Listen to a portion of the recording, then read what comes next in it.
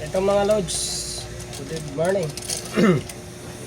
Magre-repair po tayo ng alternator ng Ford drop. Bubuuin na natin guys. Ito bago na po yung kanyang pulley. Ayan o, kung makikita nyo po. Ayan, kanina stock up. Pinalitan na natin. Bubuuin na natin mga lods. Ito po ay alternator ng Ford Ranger. Ford Ranger mga idolo. Ayan, nare-repair natin. Pinalitan natin ng pulley. Sinasira ang kanyang pulley mga idolo. Dito lang po mga lods ang pagbuo. Alternator.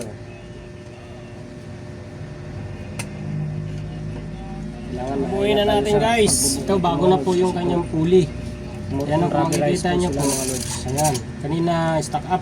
Pinalitan na natin. Bubuuin na natin mga lods. Rubberized po kasi. Ito po ay alternator ng Ford Ranger. Okay. Ford Ranger. Mga idolo ang pagbuo niyan mga lods. Ayan, nare-repair natin. Pinalitan natin ng pulley. Ford Everest. Sinasira na yung pulley mga idolo. Ford. Ito lang po mga lods ang pagbuo. Ang ganda ng likot. Alternator. Ford Ranger. Ang ating ginawa ngayon. Kailangan maingat tayo sa pagbubuo nito mga lods kasi po rubberized po sila mga lods. Kabit na natin yung kanyang IC. Ito yung IC. Salpak na po natin ang rubberized po IC mga idolo. Okay. Ganito lang pagbuo niyan mga lods. Singatan lang po mga lods sa pagbuo nito kasi ito ay Ford Everest. Yung carbon brush po nito mga lods. Ford ay masilan po. Ikot. Kamali po tayo. Ford Ranger. Masisira ang ginawa ngayon. Gawin natin dito mga lods. Pero nito mga lods, kabit na natin yung kanyang IC. Yung mga tornilyo po, hindi pwede magkapalit mga idol. Salpak na po natin yung kanyang IC mga idol. Magkapalit. Kung magkapalit po yung tornilyo, ang maiksi na ilagay natin doon sa kabila. Tatama po yung ingatan lang po mga lods. Kanyari nito kasi magkakaroon po siya ng ground.